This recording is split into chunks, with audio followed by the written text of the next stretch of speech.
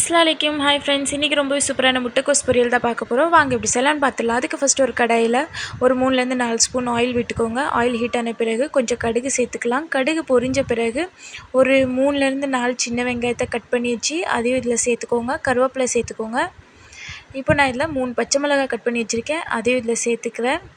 சேர்த்துட்டு கொஞ்சம் வதக்கிக்கோங்க. இப்போ நம்ம இதில் 2 வத்தல் சேர்த்துக்கலாம். இப்போ நம்ம 1 மணி நேரம் ஊற வச்ச சிறுபருப்பை இதில் சேர்த்துட்டு நல்லா வதக்கிக்கோங்க. நல்லா வதங்கின பிறகு இப்போ நம்ம கட் பண்ணி வச்சுருக்க முட்டைக்கோஸ் இதில் சேர்த்துக்கலாம். முட்டைக்கோஸ் சேர்த்துட்டு தேவையான அளவு உப்பு சேர்த்துட்டு நல்லா வதக்கிக்கோங்க.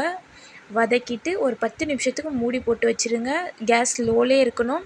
மூடி திறந்து பார்த்தா நல்லா வெந்து வந்துடும். இப்போ நம்ம இதில் துருவின தேங்காய் சேர்த்துக்கோங்க. சேர்த்துட்டு நல்லா மிக்ஸ் பண்ணிக்கோங்க. கொஞ்சம் நிறைய தேங்காய் துருவல் இதில் சேர்த்திங்கன்னா நல்லா டேஸ்ட்டாக இருக்கும். அவ்வளோதான் ஃப்ரெண்ட்ஸ், ரொம்பவே டேஸ்டியான முட்டைக்கோஸ் பொரியல் ரெடி. இந்த ரெசிபி உங்களுக்கு பிடிச்சிருந்துச்சுன்னா லைக் பண்ணுங்கள், ஷேர் பண்ணுங்கள். மறக்காமல் நம்ம சேனல் ஹோம் டேஸ்டிக் பை ரோஜாவை சப்ஸ்கிரைப் பண்ணிக்கோங்க.